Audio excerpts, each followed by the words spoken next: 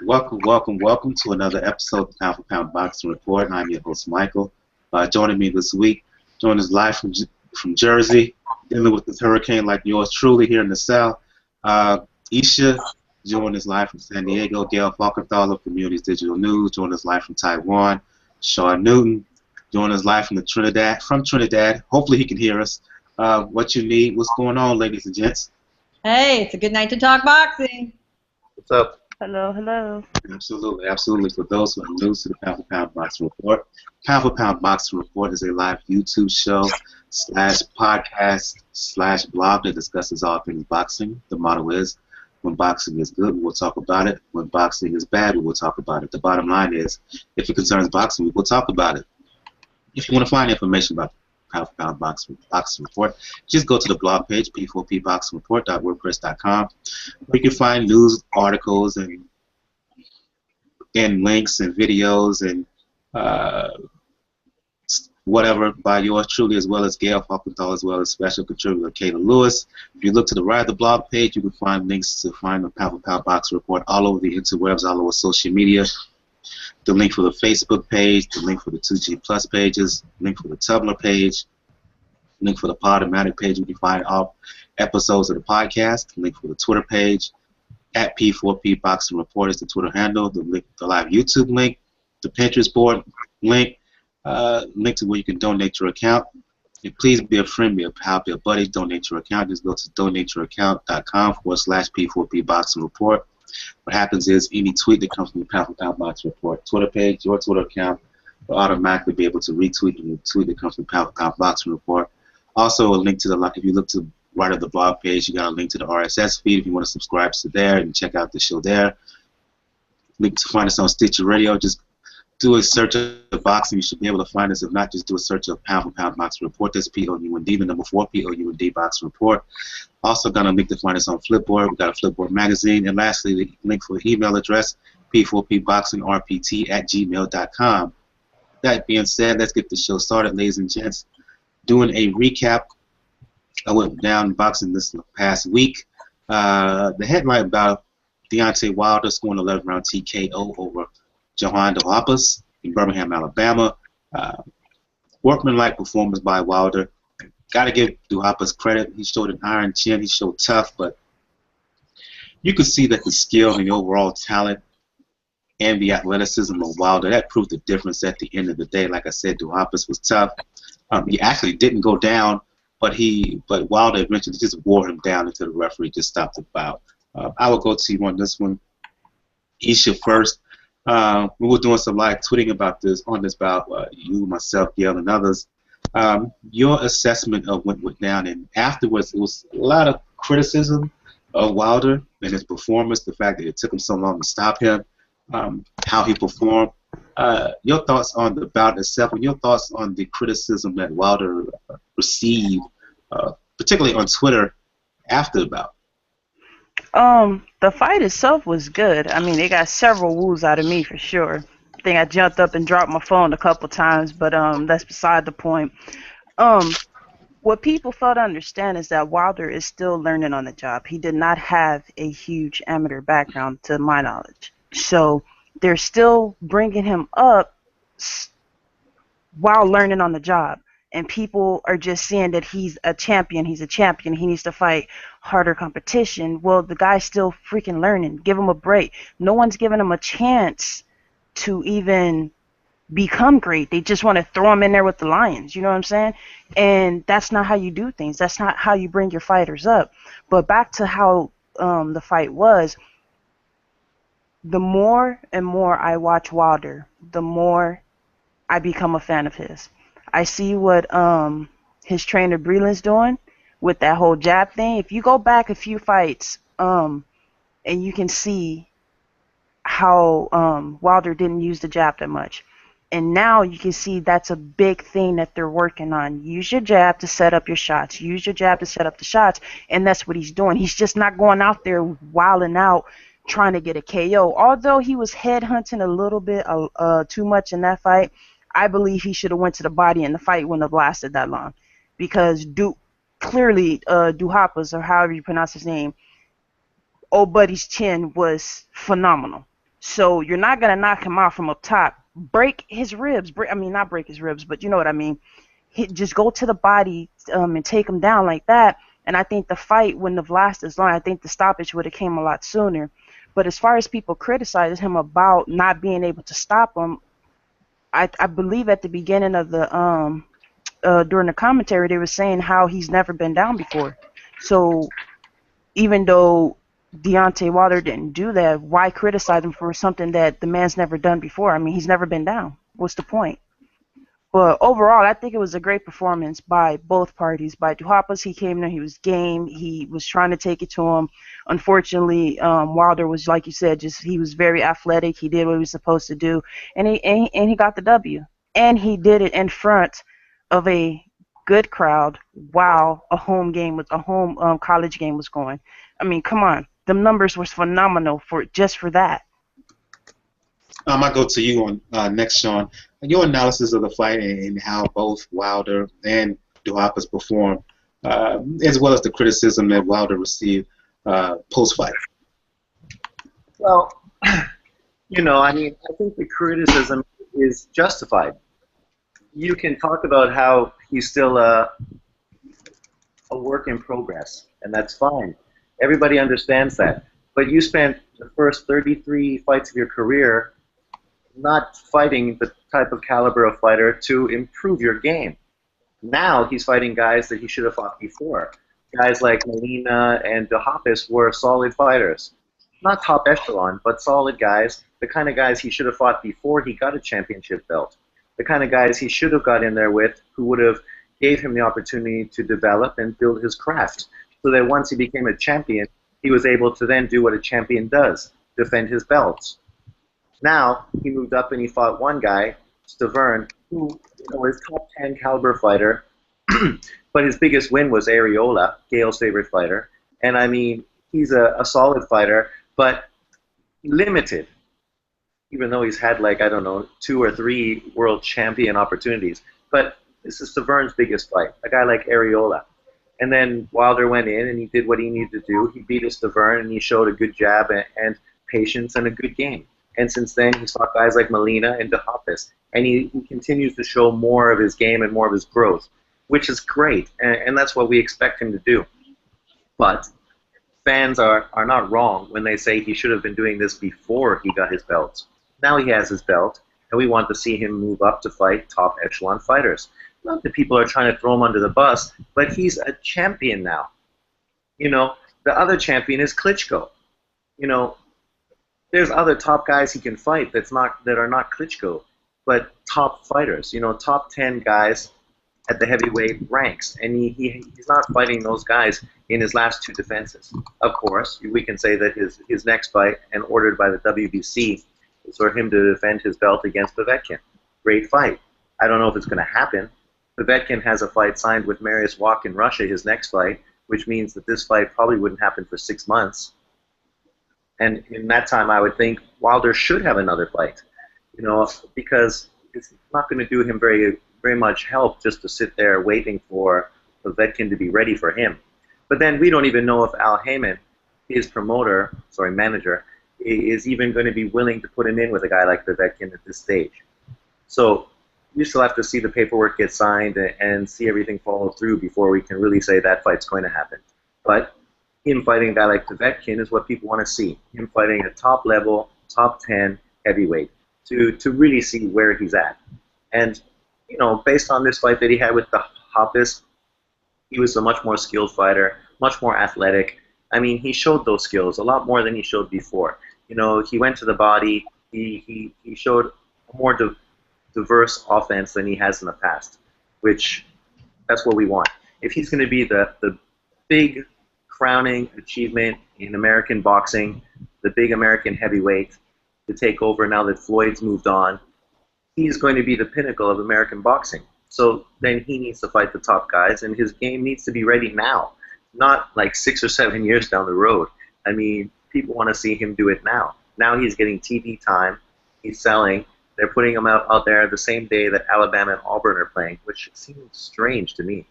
But nonetheless, he did well, even though he had this tough competition to go against, not in the ring, but on TV. So I think the criticism is not wrong, but I think he showed a lot, and that's impressive. And now we want to see him step his game up. Like I said on my page or my channel, that a good fight for him, if he didn't get the Povetkin fight next, would be Jennings or Pulev. Two guys that just had big losses to Klitschko. Fighting a guy like them would really show us where he is and what level he's at. And it would be a great comparison if he broke them down and stopped them much easier than Klitschko did, to really use that triangle theory to sort of push that fight even more. Because Klitschko's getting old, and he's not going to be around forever. So if he's going to fight him, he needs to sort of move forward. Well, in terms of fighting on the same day as Auburn, Alabama, that kind of worked out to his benefit, because let's face it, he still had a packed house. And if you hadn't noticed, Auburn hadn't been playing any good football right now. They're kind of bad right now. They underachieved, and Alabama played a nobody this weekend. So that worked out for Wilder at the end of the day. In terms of future opponents, I'll ask Gail about this. You mentioned Jennings. I would like that fight too. The problem is, Brian Jennings doesn't want the fight. When he's asked about it, he's hemmed and hawed around the answer in terms of fighting Wilder. So while we may want it, the question is, at the end of the day, does Brian Jennings really want that fight? As of right now, I don't think so. And that question to me? No, I don't think Jennings wants it, but I'm going to throw out two more names at everybody. The first one, which I think is probably not a possibility, was the guy that won on the undercard, Dominic Breazeale. It's certainly a possibility. Off of that trash performance, well, we will get into that, but off of that trash performance. That was a trash performance, but they are equal in height, but I don't think they're going to, put their little golden boy prospect, and I don't mean golden boy as an Oscar. I mean, their little protected prospect. I don't think in a million years they're going to put up against Wilder. Here's a fight I'd like to see. Think about this for a minute. Jonathan Banks and Wilder. Banks is still, in theory, fighting. Banks is Klitschko's trainer. Wouldn't that be an interesting fight? Wilder destroys him. Wilder would destroy. You know what? I'm sure Wilder would win. But for the theater of it and some of the drama, and it's makeable. That's the magic in that one. I'd rather see an He wants a quick fight.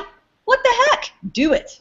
No disrespect, Gil, but I'd rather see an areola fight than I see a fight with Jonathan Banks. Well, and honestly, that's the other possibility. Mansoor. I would like to find out what the heck was in Areola's head when he fought Fred Kassi, and what was going on. There was something going on with him that wasn't physical. He was mentally out of that fight, and something was bothering him. He alluded to it at the end of the fight. There was some out-of-the-ring family or community issue. His cousin died, or niece, or something like that. Yes, exactly. It was a close cousin or a close relative or some sort like that. I remember him saying that. Very mentally and emotionally distracted during that fight. If he represents that he can bear down, he can do the work necessary. The problem with Chris is he does not want to do the training, which is the downfall of lots of guys. Chris does not want to do the road work. He hates running. He bitches about it. It's well known. And he doesn't like to put down the cerveza. So if he can do both those things and he can peel off some of the weight, Chris is never going to get down to the 205, 210 that he really should be. But if he can get to anywhere near 220, for him that's in good shape. And he probably will need a little bulk behind him to have any chance at Wilder. But as long as he's the Chris Areola of old, it would at least be an entertaining fight. Let me get what you need into this. Are you around? What you need? Can you hear us, brother? What you need? Can you hear us? I guess what you need is unavailable right now. He's joining us live from Trinidad, having some issues on his end. But the big fight folks are talking about is Povetkin, to Sean's point. Now, Povetkin, he has a bout coming up in November in Russia. Everybody wants Wilder to fight him next, and I think Wilder will eventually fight him in 2016 because he was asked in a post-fight interview in the ring about a possible match with Klitschko, unification bout with Klitschko, and his response, and I'm paraphrasing, is what the fans have to understand is that everybody, while you asked about Klitschko and why they might want Klitschko, we have mandatories, so we have to fight first.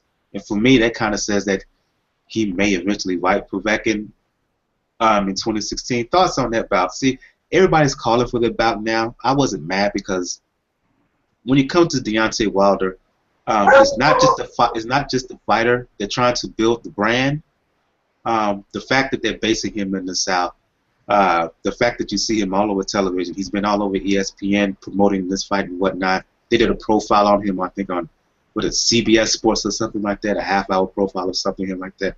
They're trying to build a brand, and in that, when you do that, you put him in with a couple of voluntary defenses and whatnot in order to get to before you get to a tough mandatory. So I think that's what they're trying to do here.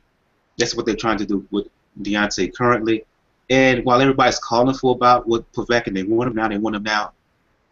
I think the fight will eventually happen, probably the first half of 2016. So I'm not mad at them waiting a bit for Povetkin because I think the fight is eventually going to happen anyway. And I just go around the table here. Your thoughts?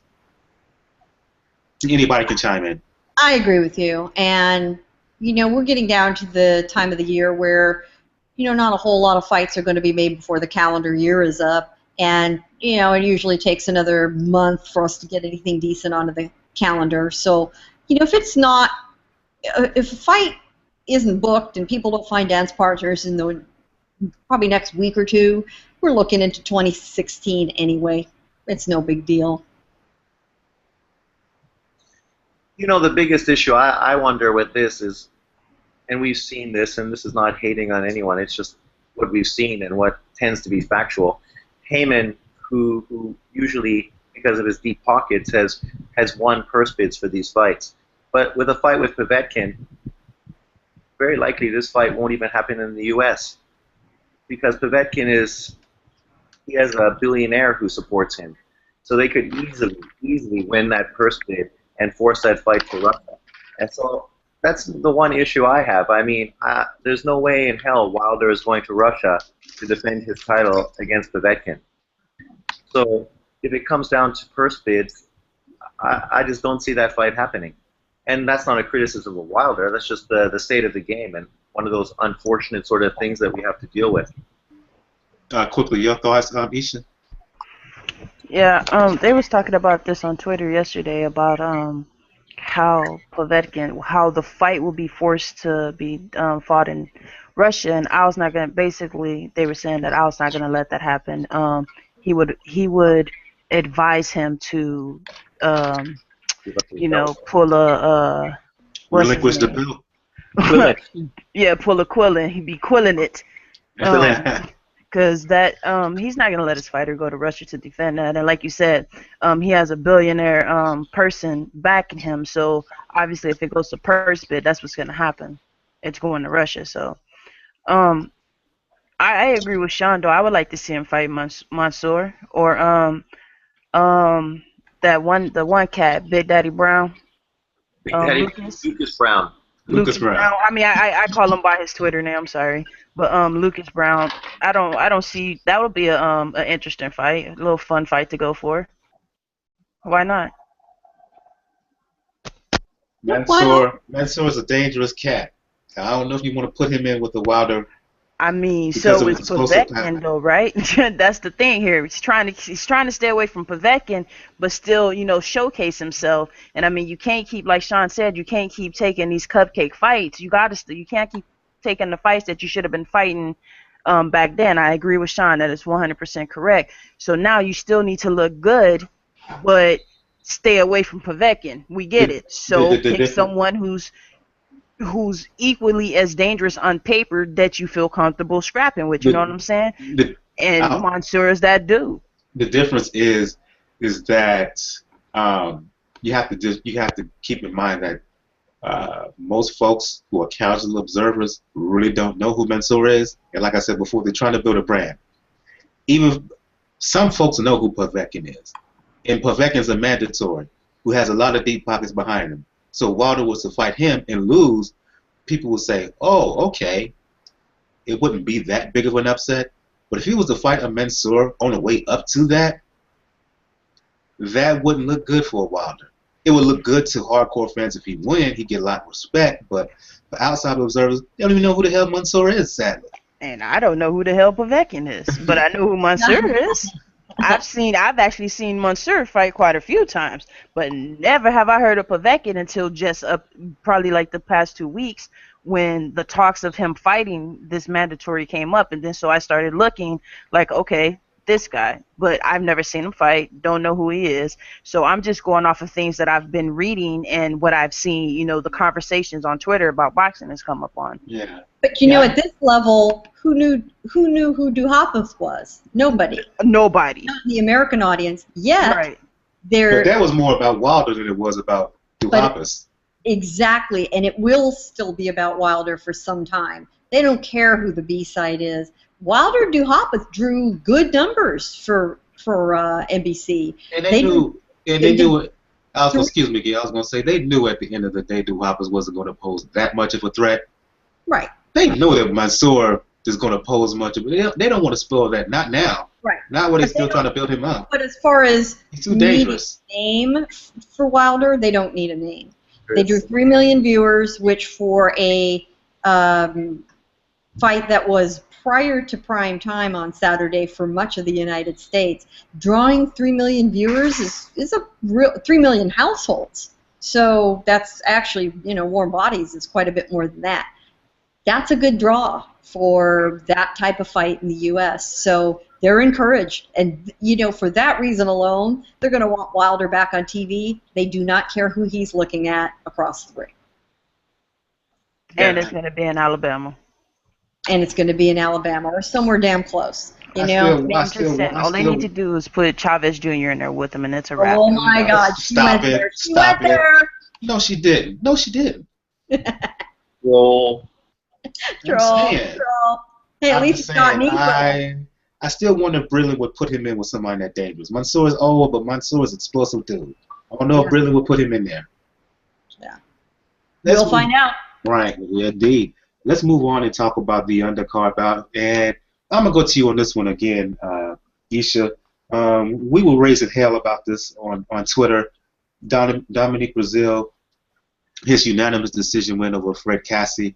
Kassi fought last time out the aforementioned Chris Arreola, who we mentioned during the discussion about Wilder and the future opponents. I'm going to say it. I'm going to say it right now. That decision of Isha was some bullshit. If he was grading on a curve, I could see how you could possibly, given Breazeale everything, could give him the fight slightly. But the scores is what pissed me off. 97, 93, 98, 92, and 190, not giving Kassi a round? What the hell? Well, before I get off into Dominic Breazeale, let me state for the record that I like Breazeale. I actually was tuned into that card so I can see him fight. Now, did he show up for me? Hell nah, he did not go in there and do what he was supposed to do. But at the same time, he was fighting Kassi. That dude is irky-jerky, weird as hell. But them scorecards, abomination. There is no freaking way he won every single round. And I said this on Twitter. Boy, Stevie Wonder could have seen that fight and gave Kassi some rounds. You understand what I'm saying? And Ray Charles and Blind Mellow Jelly. TJ Ross would have scored that better than that shit. You understand what I'm saying? That's how bad those scorecards was. Now, do I think Breazeale won? Nope. Do I think Kassi won? Maybe. I would have settled for a draw. You understand what I'm saying? Yeah. I don't think either one did. Well, I don't think Breazeale did enough to begin with at all. But I don't think Kassi coming into this fought hungry enough to well, shit. I don't even think it would have mattered with those scorecards, but visually, I don't think he was fighting hungry enough to take that win. If that makes any sense, but I don't know. That fight was fucking disgusting to watch, to see the cards. I mean, I don't know. Ugh. Oh man, now I'm upset again. God damn it. I'll go to you on this one, Gail. Your thoughts on that farcical judging in terms of Breazeale, as far as I'm concerned, getting a decision over Fred Kassi that he didn't deserve. Second time in a row, arguably, that Fred Kassi's been robbed. Fred Kassi has been robbed twice. You know, farcical. I love that word, farcical.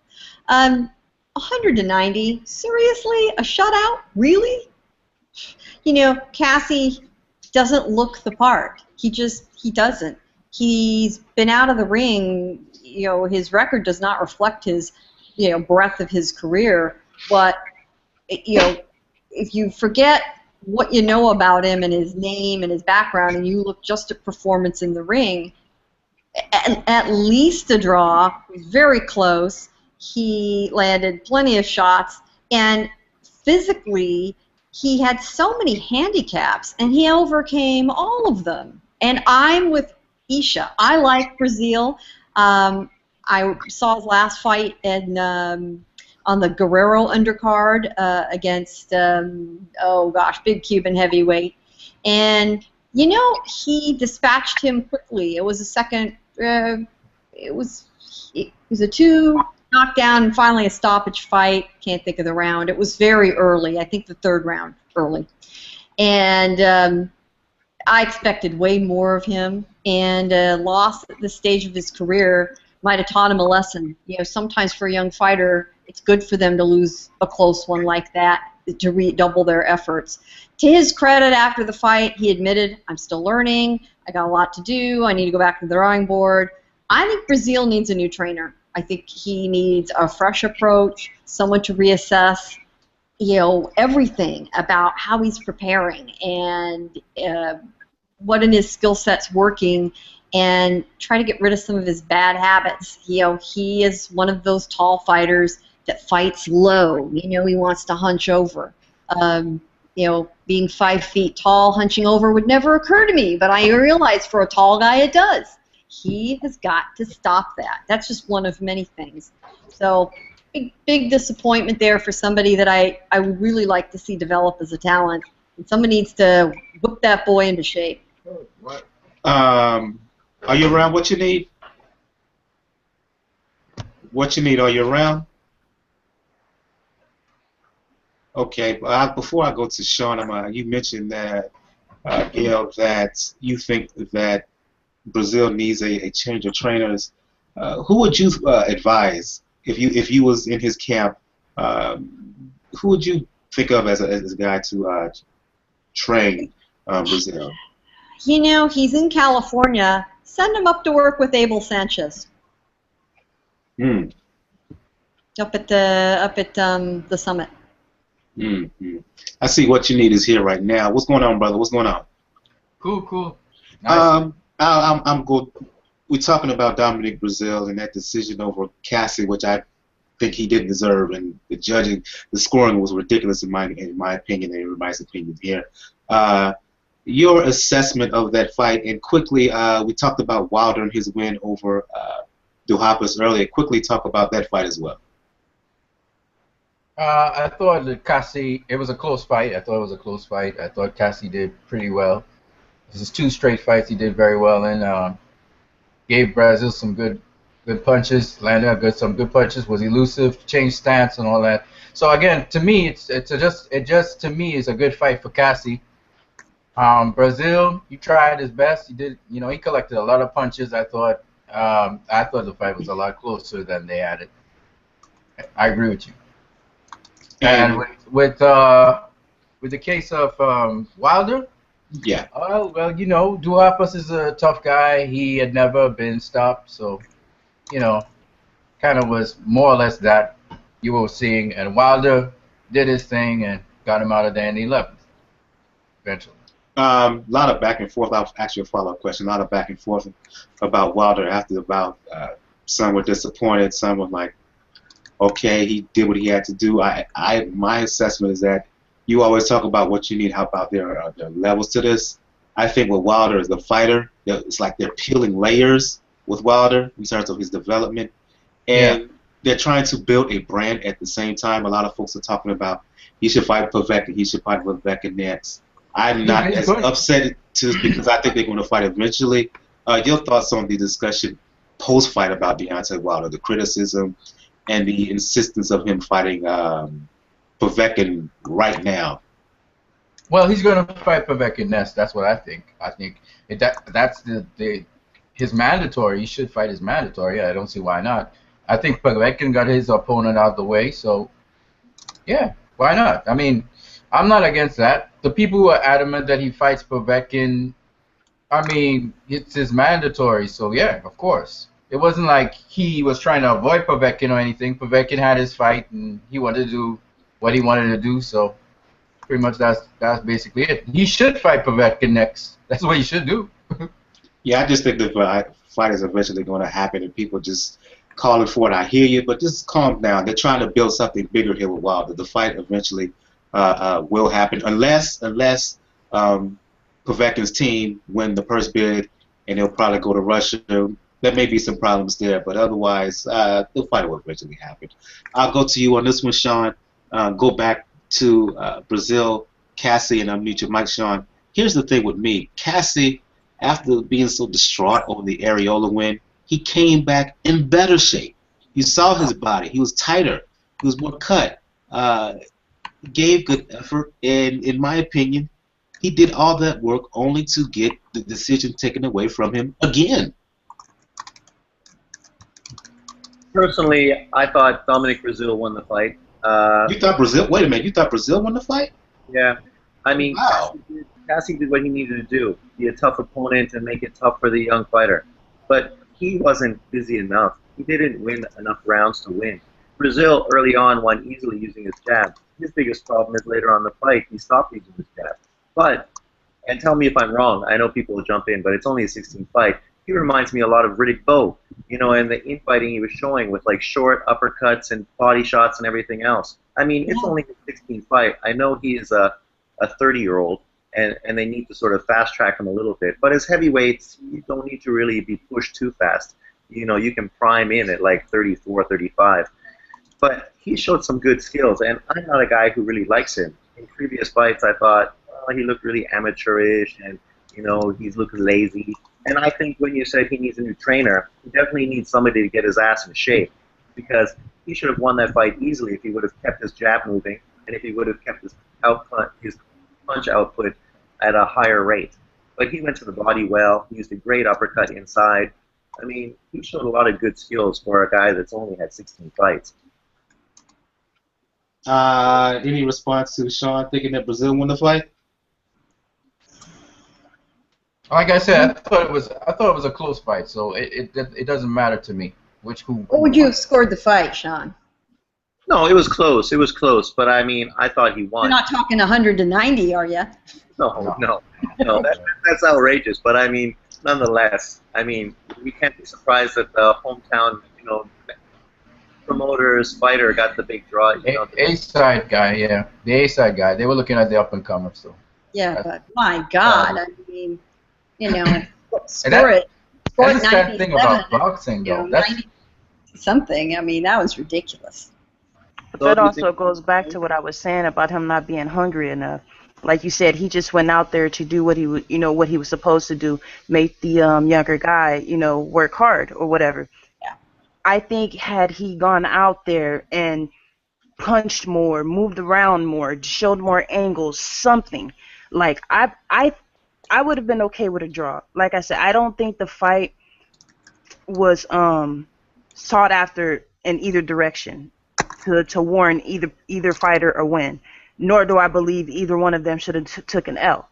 So with that, I don't know, man. I just feel bad for Kassi because this is like the second time where the first time with Areola was just whatever, but this time the way the scorecards was, it just felt wrong. It just wasn't right. Like I know he has to be feeling that. Why do I keep fighting these guys? Why do I keep coming here to fight these guys? The same fucking results every time. Well, obviously, yes, it's the money. Yes, duh. But I mean, you can see the disgust on his face. If you're gonna come here and use me as a fucking stepping stone, show it on the card. Show that I came out here and worked. Don't just fucking throw it in my face like your fighter came out here and wiped me with his ass, because that's not what happened. I controlled most of the fight. Did I look good doing it? No. But the dude's fucking like 6 inches taller than me, has a longer 6'5" or reach. something like that, yeah. I'm out here struggling to get in here, and your fighter did fuck all to hurt me. Nothing. So Well, I think if it would have reflected better on the cards, no, everyone would have been like, oh, okay, blah, blah, blah, good, decent fight, whatever. But because how the cards showed it, it just seemed like a shit fight with another A-side person getting a fucking free meal. Right, what the scores card indicated that he had no chance no matter what he would have done. Yep. Exactly. I was kind of like rigged against him. Right. Exactly. He had no chance going in. None. Let's move on. I'm gonna go to you on this one. What you need. Talk about one of our favorite fighters, Juan Francisco Estrada, scoring a 10th round stoppage. I believe it was in the 10th round of Hernan Tyson Marquez in Mexico. This was a weird fight in the fact that Marquez, he fought hard, but how he went down so easily. He got knocked down 7 times in the fight, but he never really seemed hurt with any of those punches. Hurt until the end. It was a showcase bout, like Sean and I were saying last week, for Estrada, but kind of a funky rhythm to the fight. The way it ended, it was like, as we were talking about it before the show, it was like Hernan Tyson Marquez. He went down part of strategy. Weird. Well, I was excited for the fight, to be honest with you, but man, that was a blow. That was kind of like Fortuna versus Velasquez. It wasn't a one-sided beatdown like that, but it was pretty much dominance. So I'll go to you on this one, Gail, then you can follow up. Sean, your thoughts on Estrada and Tyson Marquez, which we were talking about before we began the show. I thought that it was going to be a fairly easy, or at least definitive victory for Estrada. There was no reason to believe Marquez had any kind of overwhelming chance. I did think he'd make it more competitive other than what he did. But he did some things during the fight that were very interesting. And this is what we were talking about before we got on the air here tonight. Several times Marquez purposely took a knee. Not because he was hit, not because he was hurt by Estrada, but because he just wanted to catch his breath. He just wanted to, or he wanted to avoid getting hit. And that was because he got knocked down enough times that it became pretty apparent quickly in the fight. Only way he was going to win was with a stoppage. So he thought, okay, the cards aren't going to matter. I'm going to lose if it goes to a decision. So it doesn't matter whether I take a knee to get a break. I've lost on the cards. If that gives me enough time to get my act together and get back in this fight, or if it allows me to avoid some punishment, I'm going to do it. So he did it several times. He was very cagey about when he did it. He didn't make it super obvious. In fact, it was probably the second or third time he did it, it finally clicked with me. Hey, I know what you're up to. So he got away with it. A referee could stop a fight for when he senses someone's being a non-combatant. Right. And I have seen that done. It's usually when it's done, it's much more obvious. A guy is really running or covering up or something. This was very cagey. In the end, didn't help him. I mean, eventually the accumulated damage got to him. Estrada displayed all of the tools. To me, one of the most interesting things about the fight, at least the version of the fight I was watching, is that one of the color commentators was Eric Morales, who was very interesting. My Spanish is just good enough to follow along with the conversation, and he was kind of excitable ringside. What he did do, though, is talked quite a bit about the future and had nothing but respect for one Roman Chocolatito Gonzalez. So it was interesting to hear him talk about Chocolatito on the sidelines. Yeah, and that's the thing going forward. I'll go to you on this one, Sean, and then you can follow up Isha. Pretty one-sided performance here by Estrada. He did take some shots from Marquez at various points of the bout. But let's talk about the fight first, Sean, and you, Isha, then. But more importantly, talk about what's coming up, hopefully, in 2016 at some point. And that is a rematch with Roman Chocolatito Gonzalez, assuming Chocolatito handles his business against Brian Valoria coming up on the 17th of October. Yeah, I mean, Estrada did what we talked about last week. You know, at this point, Tyson Marquez is just a name. I mean, his last big fights, he's been stopped in all three of them. Mind you, later, 10, 11, and 12 rounds. So he's durable, or he has been durable, and he's always a threat because he's a big puncher. And in this fight, he came out the first 2 rounds as well, and I mean, he was giving Estrada, you know, all he could handle. And once Estrada, like, settled down, figured out what he was doing, and then started countering and doing what he needed to do to break him down, then basically, I mean, he didn't have much strategy except to just wing big shots and hope to catch him. And he did catch Estrada with some big shots.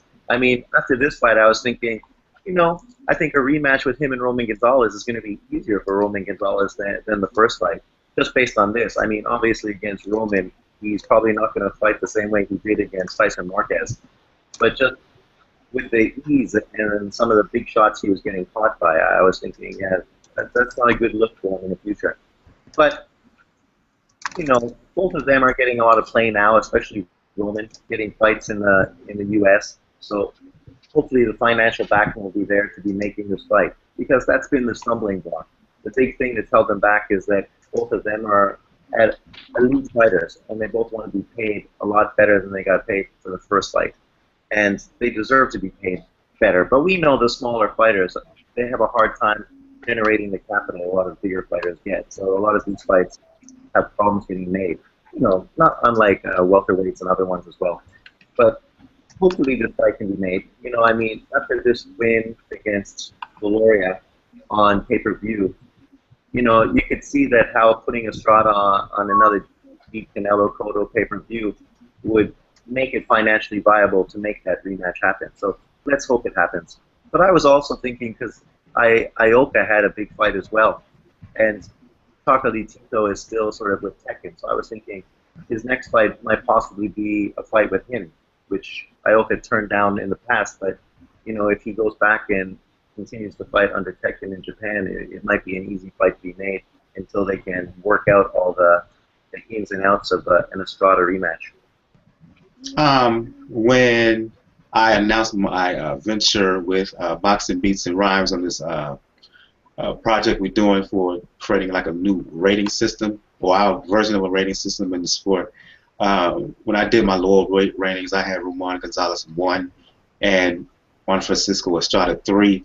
That is the fight. Estrada Gonzalez 2 is the fight we want to see, boxing fans want to see. The first fight was terrific back in 2012. You mentioned the Japanese guy, name just is slipping right quick. But I'll go to you on this one, Isha. Your thoughts on, first of all, the Marquez fight, but more importantly after that, your thoughts on the, let's hope for a possible Estrada Roman Gonzalez rematch, hopefully in 2016. You there, Isha? Are you there, Isha? Hello, can you guys hear me? Yeah, go ahead. Yeah. Okay. My mic was messing up. I couldn't really hear what you guys were saying. We're Okay, still talking about Estrada? Yeah, I was saying that Sean was mentioning a possible rematch with Roman Gonzalez in 2016, something I want and something most fans want. First, talk about Estrada's win over Tyson Marquez last weekend, but talk about the possibility of a Estrada Roman Gonzalez rematch sometime in 2016. Like I told you guys earlier when we were off air, that fight didn't really intrigue me much. Like the first 5 rounds was really lackluster for me, so I was like dozing in and out. I think I popped back in around like round 6, 7, maybe 8, and what's his name again? Estrada was already going to work, and the dude had already been down twice.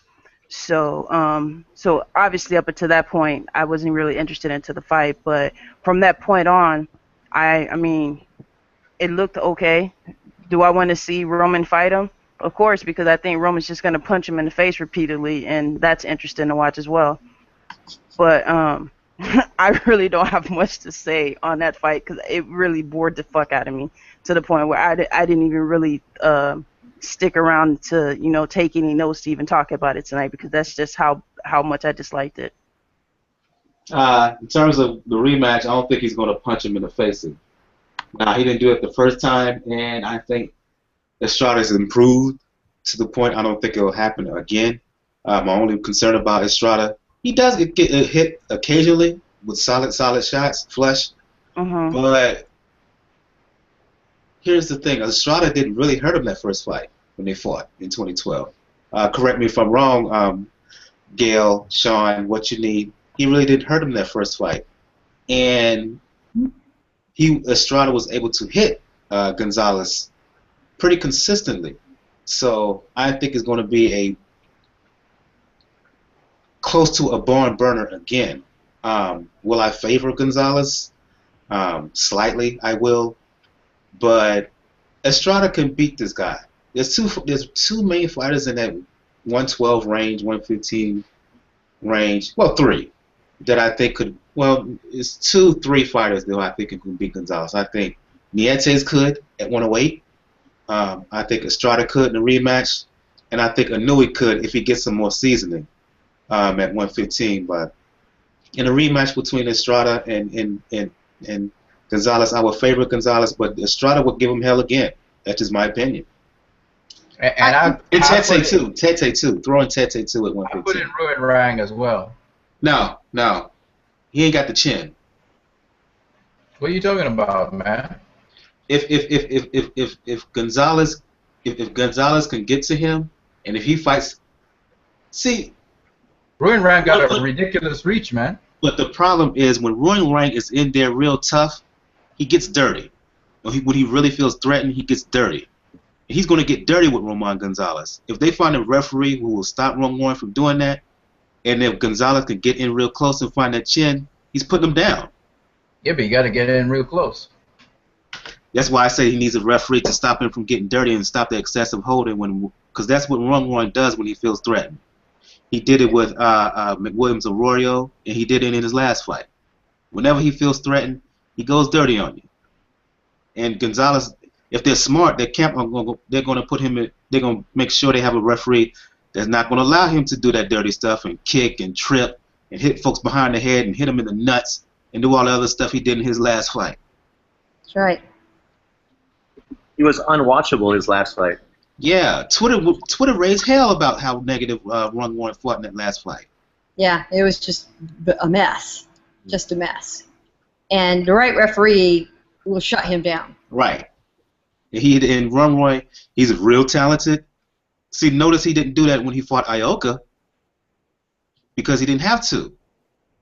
He has to do that against someone as dangerous as Gonzalez. He has to because he couldn't survive any other way around, especially if Gonzalez got close. Well, the deal is, the matchup that makes sense is whoever wins between Gonzalez and Valoria matches up against Estrada on the undercard of what's turning out to be the middleweight tournament going on.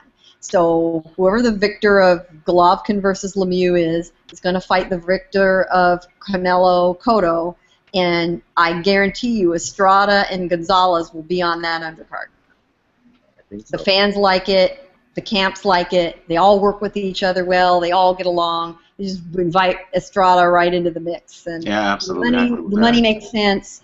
I tell you, people are very, very excited, not just about seeing Gonzalez and Valoria on its own, but loving the fact of the package and the fact that you've got this really solid fight as an undercard fight, really a co-main. It's getting just almost as much attention as the main event. And with this de facto middleweight tournament going on, it makes sense to just fold it right in down the road. And then from there, we see what happened. Speaking of Nietes, in a conference call interview this week, Brian Valoria said he will be sparring with Nietes in preparation for the Gonzalez fight. We talked about that a few weeks ago when the very interesting tactic. Yeah. Apparently going to happen in the next week or so. Be interesting to see what he gets out of that. Yeah, by the way, Nietes, as an aside, Nietes will be fighting that same night, I think at the StubHub in Carson, California, making his U.S. debut. So I don't know if it will be televised or anything, but just look for that fight, probably popping up on YouTube or whatever the following day. Let's move on and talk about a fight that happened just a couple of days ago. I'll go to you on this, Miguel. Javier Fortuna stopping Carlos Velasquez, 10 rounds. Your assessment of the fight. And Fortuna, to his credit, I've been questionable of him in the past. He looked pretty good. Keep in mind the guy was old, the guy was stiff, too slow, and whatnot. But, you know, Fortuna, he did what he had to do. Talk about his performance, and where does Fortuna rank at 130? I think he's a good fighter personally, but I still think there are fighters at 130 pounds who can beat him. You know, you're right. There's no better description than he did what he needed to do. You know, to me, I thought he started real slow. He just seemed to take, you know, a while to get cranked up. But it was an enjoyable fight to watch, and you know, he punched his ticket. It's interesting to me that on some of the pound for pound lists, he's number 2. He's number 2 in that division. After that performance, that didn't strike me as a number 2 performance unless he just decided he was going to phone it in. You know, but he, you know, and we all have rhythms of, you know, how things go in this sport. And even as fans, we get used to it. You know, we're not really used to seeing big fights on a Tuesday night. You know, it's this odd new toe-to-toe Tuesday promotion that Premier Boxing is doing. So far, I really like the material they've put together. They're using one of their A announcing teams, Mauro Romalo, Paulie Malignaggi, and Virgil Hunter are on the broadcast team, and it's on Fox Sports 1. It's drawing very decent numbers, but I can't help it. Fortuna thought, it's a Tuesday fight, whatever, you know, it's just something I have to just check the box, and he checked the box. And unfortunately, I think that was a missed opportunity for him to do something a little more showy. But I think he felt, I don't need to, and he didn't. I'll go to you on this one, what you need. Your thoughts on Fortuna and his stoppage of Velasquez, and your assessment of him as a fighter. We've talked about him in the past. While he's a decent fighter, I think you and I noticed some flaws in him, that he can be kind of wild and wide with his punches. He moves around a little bit too much. Your thoughts on Justin Fortuna? That was straight up beating, man. That was a nasty beating, man. They had to stop that fight. That was nasty, man. That was a mercy stoppage. That dude wasn't gonna. That guy wasn't gonna stop. That was blood everywhere, and that was wow. So the thing about Javier Fortuna, Fortuna didn't let that guy get into his game at all. He was like on that guy like a pit bull, and just like punch, just a lot of punches, man. It was crazy. I mean, I watched the thing and I was kind of blown away. I was like, is this guy ever going to tire? I mean, could you stop punching? Like, give the guy a chance to get into the. It wasn't happening. Like, so, that's what I looked about. And at the 130, the super featherweight division, we got a couple of dudes there that are pretty good. You know, we have Uchiyama first and foremost. Takashi Miura. We got Miura. We got Uchiyama. You know, we got Martinez, who fought with that barn burner with Orlando Salido. We thought Salido was robbed. You know, we got Salido up in there. Who else we got? Farmer. I don't know too much about Pedraza. I've kind of watched one or two of his fights. You know, and then you got the usual guys from you got what's his name? Santa Cruz is not Santa Cruz is featherweight. Sorry, my bad. You got Gamboa there. You got Johnny Gonzalez in there. Walters is moving up soon. Yep, you got Vasquez in there. Right, Walters might move up there.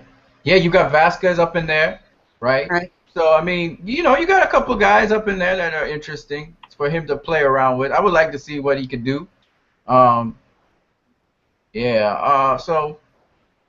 He's interesting. He's interesting. I'll have to hand it to you. I have to give him his props for that fight. I mean, the guy was beaten by Rico Ramos. Okay. Oh, by the way,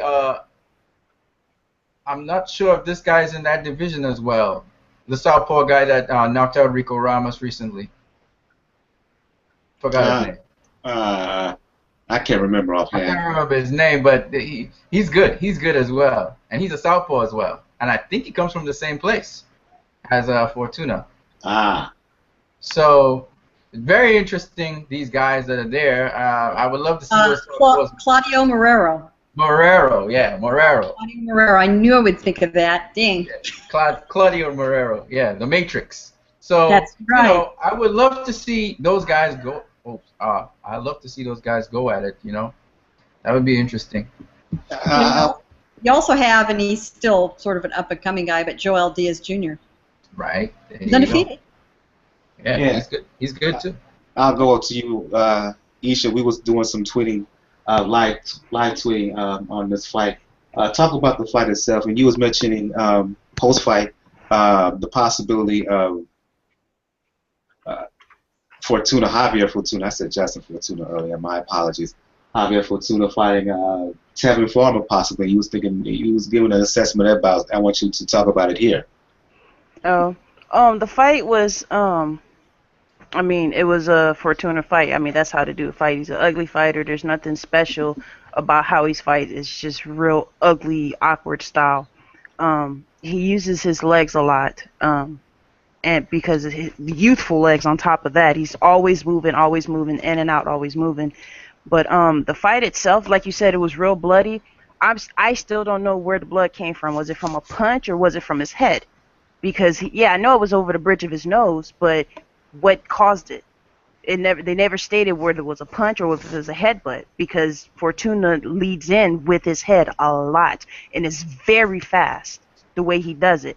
So I don't even know if the poor kid was getting beat by fist or by a damn head most of the match. But regardless of the point is that it's really tough to headbutt somebody, right at the bridge of the nose. That is, I mean, it was down right here. That is generally a punch. Right, but if you look at how Fortuna leads in, and he does it every single time. He leans in, and how the other kid, because he's taller, he puts his head, he kind of ducks in with anticipation. So he's putting his head down into it, and I think that's where the headbutt came from, or where the cut came from. But looking back at the tape, I still couldn't tell whether it was a punch or a headbutt, because it was all of a sudden happened. But I mean, Fortuna went out there and did what he was supposed to do. He's a champion. He went out there, fought like he was supposed to, or how he does. But I would like to see him fight Tevin Farmer. I don't think for folks who do not know who Tevin Farmer is, give some the insight. Philly fighter. But the way Tevin fights, I think he will be able to kind of force Fortuna not to fight that irky-jerky way, because he's just not going to just walk in there to try to hit you. He's not going to just stand there to try to hit you. He uses his jab very well to set up his shots. He doesn't chase you around the ring. He cuts it off. And regardless to what his record looks like, the kid is better than what his record states. You understand what I'm saying? Those are just numbers. He has some struggles at the beginning of his career, but since he's become focused, he hasn't lost. Since his last loss, he hasn't lost. He's won every single fight since then. So he's better than what his record shows, and he has really, really good ring IQ. I mean, I can't stress that enough. But for some reason, I think this matchup right here will be better than what people think it will be. And as far as either one of them KOing each other, I don't think that's going to happen. And I can see a split decision. I can see Tevin edging out a split decision against him. And that's just how I feel about it. Yeah, Tevin Farmer, southpaw lightweight from Philly. I think he's won his last 12 fights. He looked very good, particularly in his last 3-4 fights, as far as I'm concerned. You're right. I was thinking about it last night when you asked, 2 nights ago when you asked the question. I was thinking maybe I'll give the edge to Fortuna, but thinking about it now and just thinking about the style of Tevin Farmer, I could see a scenario where Farmer beats Fortuna.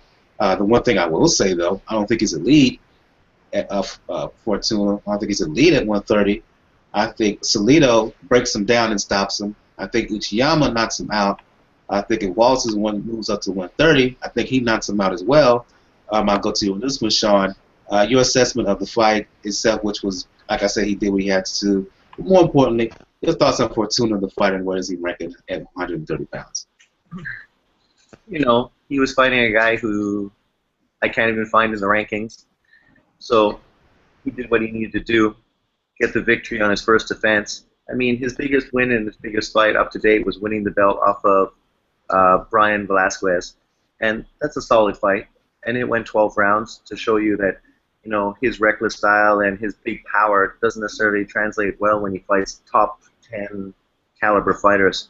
So I don't know what he would do with top-level guys. I think if he fought Uchiyama, he'd get knocked out within the first 4 rounds because he's way too open. And his style, I mean, he's fast, and he's going to be faster than the majority of the guys he fights.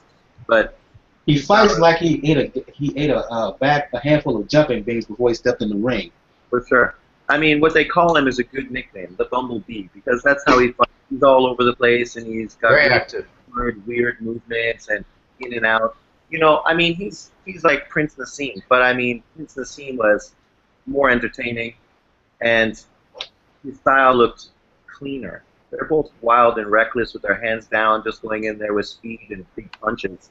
Tyson may have hit a heck of a lot harder.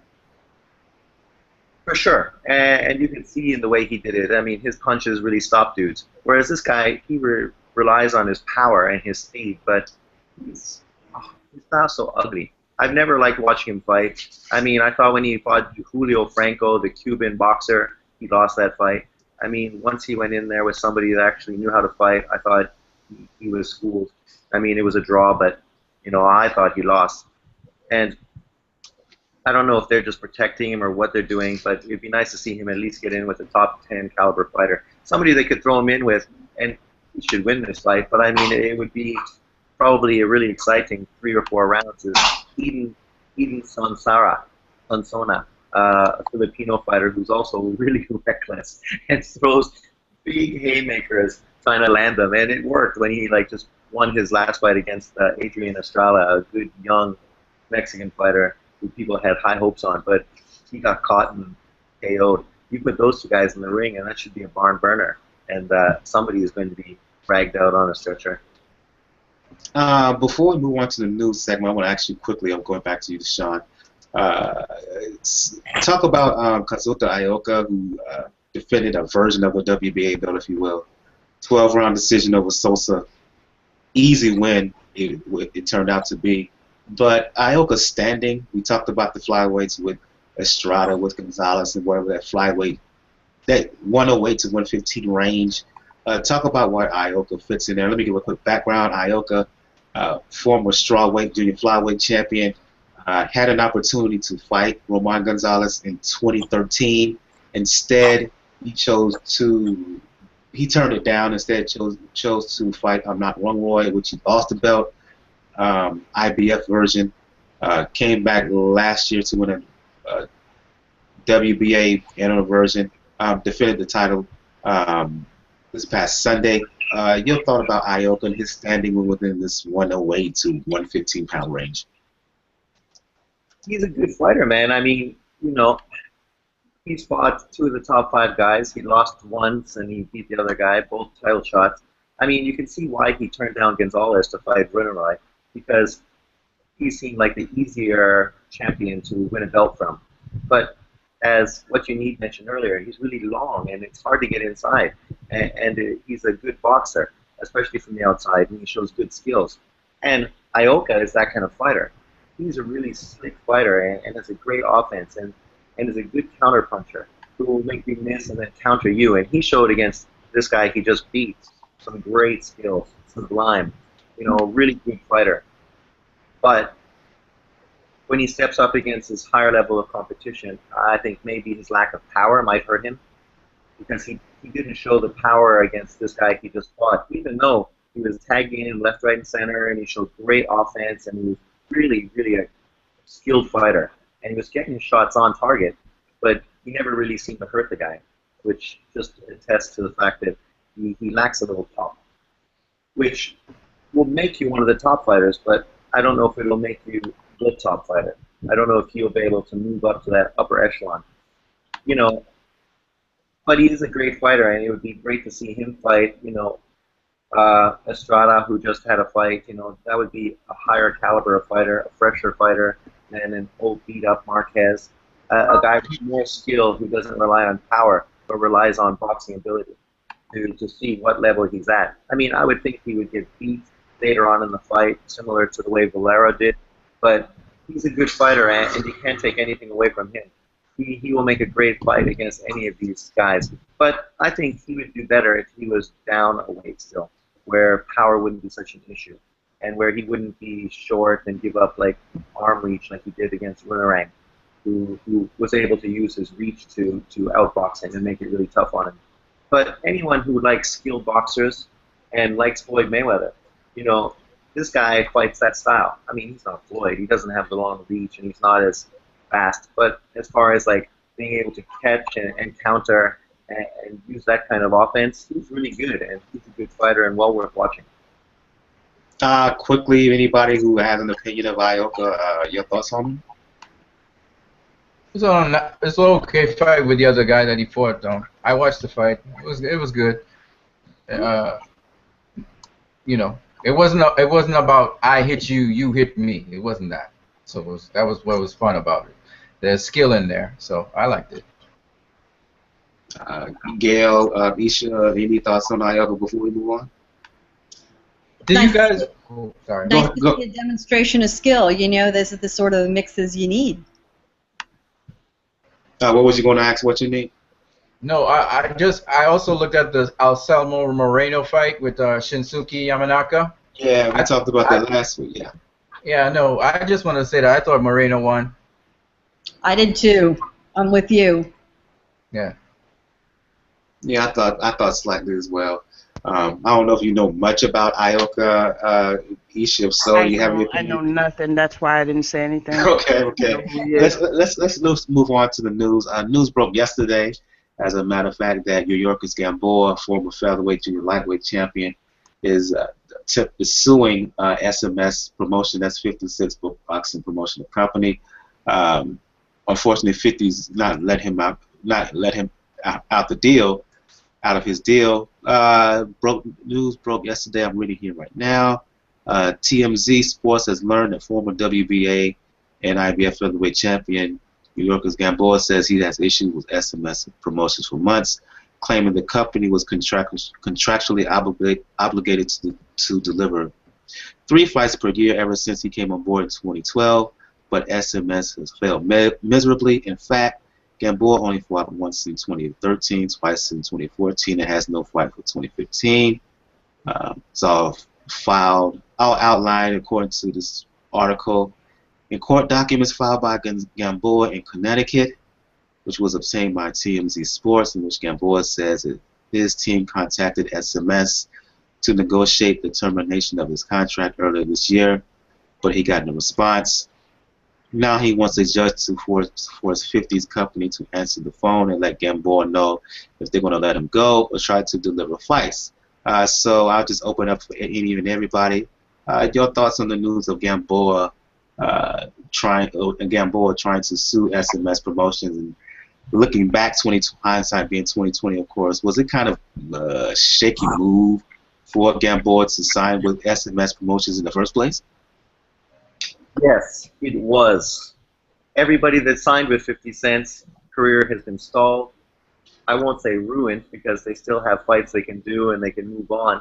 Like the Durrell brothers have both moved on with their career and picked it up. Not specifically won fights, but I mean, at least they had fights and had opportunities. I mean, Billy Dibb, his career went where? He basically lost like a bunch of fights, and unfortunately, sad for him, his fiance just passed. Yeah, condolences to him. Yeah. But, like these guys that all signed with him with big expectations and big promises, none of them have even really had the opportunities that they could have had with other promoters. And I mean, especially a guy like Gamboa, who's an exciting, powerful, fast fighter. Unlike other Cubans, I mean, his style is much more entertaining because he's vulnerable, but he's also powerful and fast, and his style is not so, not so technically strong. I mean, a lot of his abilities come from his physical gifts, which make him a really exciting fighter. And, you know, we've lost lots of great fights because of him signing with 50. My question is the same thing going to happen to Ward and Cotto and other fighters? I mean, Cotto, he sort of doesn't need a promoter, but once they signed with Rock Nation. Rock Nation, yeah, you're right, Rock Nation. You know, sort of getting locked out by Al Heyman and not getting the opportunity to make the fights because people won't work with them and their stable is too small to just work on their own. Well, to me, what was really interesting about this whole thing is Gamboa, you know, says he's going to sue him, and the response from SMS was, well, basically, it's Gamboa's own fault because he lost to Terrence Crawford, and we lost interest in him. Well, if you lost interest in him, let him go, damn it. Well, yeah, exactly. Or make some fights for him. Now, they say that they have tried to make a fight with Nicholas Walters, and that Gamboa's manager said, we're not in shape for him, we can't do it. But for the promoter to say, well, we lost interest in him, you know, because he lost a fight, if every promoter did that, you know, we'd be in a hell of a fix. Half of your guys on the card are going to lose, you know? That's, somebody wins, somebody loses. You know, I think that needed to be explained to Curtis Jackson, that sometimes your guys lose and it doesn't mean you can just say, well, then we're not, you know, we don't want to play with you anymore. And for somebody to actually say that and have it be quoted, they need some PR counsel fast. And, you know, you want my phone number? I don't know if I can help you, but that's something you shouldn't say. No, that's dumb, because if it indeed does go to court, they will use that against him. Absolutely. But, you know, Curtis kind of has bigger problems. You know, he's got bankruptcy issues. He's got divorce issues. I think Gamboa is sort of the least of his issues. Kay Izzle, what you need, your thoughts on this parent breakup between Gamboa and SMS? Anybody can respond. What you need? I guess I'll go ahead. I was waiting for what you need. But this is really pretty much the first I've heard of it when you brought it up before the show went live, that they were breaking up or whatever. But I hope for Gamboa's sake that 50 just lets him go. He shouldn't have went with 50 to begin with, and I think he went because of the friendship that 50 had with Mayweather. And maybe he saw I could have had some opportunities there, but other than that, I can't even think of a logical idea why would you go there. And after, you know, the first year, when you see things aren't going according to your contract, your managers or whoever helps you out should have fucking halted the brakes on that from the start. Now it's, what, 2 or 3 years later, and now you're bitching about it? No, this should have been brought to light before. And just like Gail said, I mean, if you lost interest in him because he lost to Terrence Crawford, first of all, a lot of people don't believe he should even been in there with Crawford to begin with. And if that's your case, your claim right there is that it's because he lost, then go sit in the corner and fucking smack yourself, because that's just stupid. Not every fighter is going to fucking stay undefeated. You know, they're going to take some L's. You know, you move on and you help them, you know, develop them. That's what you do. You don't just, oh, my tour is broken, I'm done with it. That's fucking petty. So if he doesn't want anything to do with Gamboa, let the boy out of the contract and go on about his business. Yeah, exactly. What you need, your thoughts? I've heard about this case. I was looking at it, but I really didn't look into it in much depth. You know, I like to kind of look at things in more depth and just talk about them on the surface. So I think I'll reserve my thoughts on that. What this is showing everybody, and all of you who, you know, like to take shots at Al Heyman, there's a lot we can say that, you know, isn't too savory about Al Heyman.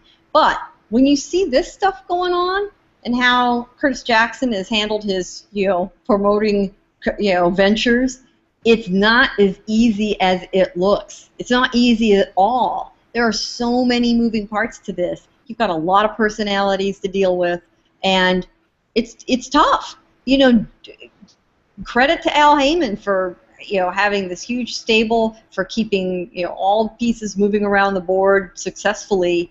50 Cent had, how many guys did he have in his stable at his absolute peak? I'm not sure. A couple dozen at the most? Two? Two main guys. That's cold. That's cold. That's cold. Yeah, a couple guys. Gil, think of it like this. Yeah, Kirkland, Gamboa, and Durrell. Well, he must have had some other, youngsters we don't know about, but maybe 2 dozen at the most. Heyman has 140 guys in his stable. I thought it was 170. Did Durrell get freed of SMS? Now. Or he's still with SMS? Andre Durrell, because he's fighting. He's with Al Heyman now. Yeah. I know he's with Al isn't the one Heyman, but did he get freed out of his contract with SMS? Yes. Okay. That one cat, Eric Hunter, he's through SMS too, right? Because I see 50 at all of his fights. I think so. Yeah. The younger brother of the younger Hunter? I don't know. I just know his name's Eric Hunter, and I watched like 3 or 4 of his fights, and I follow him on Instagram. I don't know who he's a sibling of. Michael Hunter's brother? I think so. Yeah, I think he is. Sean asked a question about looking at assessing the situation with 50 in his promotional company, and looking at Rock Nation Sports, and could that spell trouble for Cotto and Andre Ward? And I want to open that up for everybody. To personally answer Sean's question, I think no, particularly in Cotto's case, because let's face it, Cotto runs his own show. He runs his own ship. He's his own boss.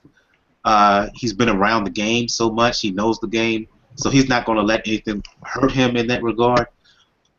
Ward, here's the thing with Rock Nation. I think going in, they had a better team of folks who knew the sport more, inside business-wise.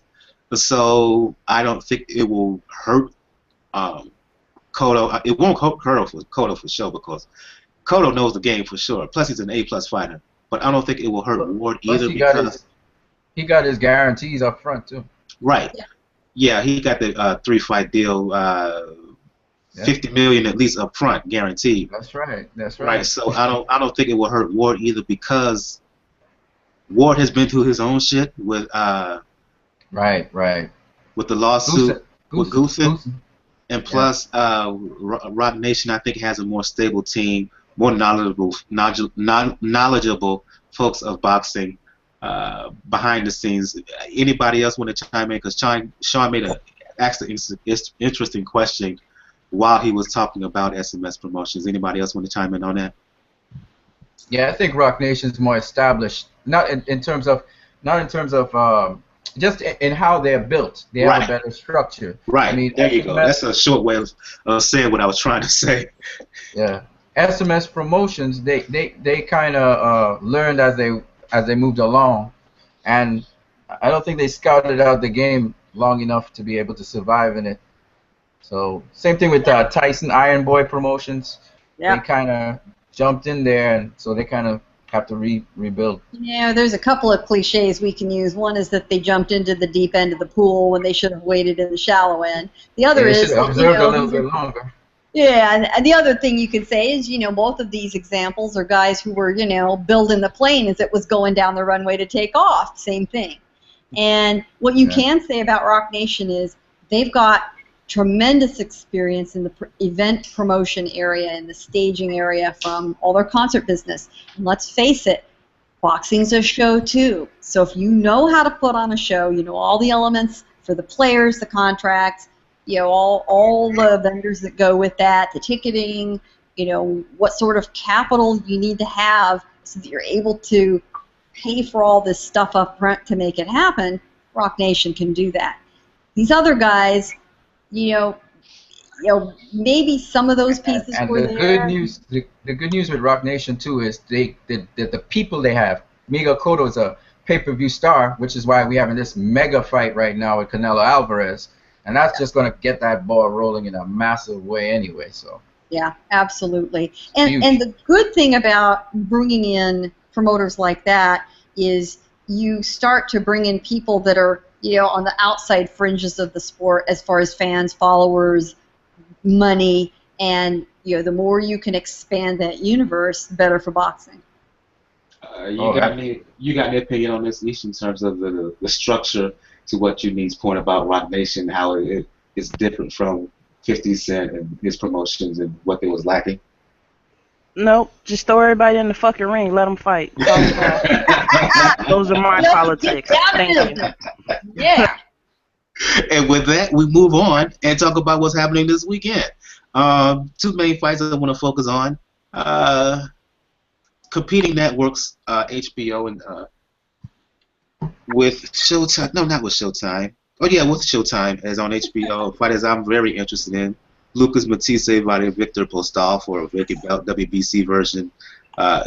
Danny Garcia's belt, I believe it was, that he vacated recently at 140 pounds. On Showtime, Adrien Broner fighting. I'm not even going to try to pronounce his last name, so I'm going to call him Khabib, or that guy, as how would you call him, Isha? That dude? Old buddy. Old buddy. There you go, old buddy.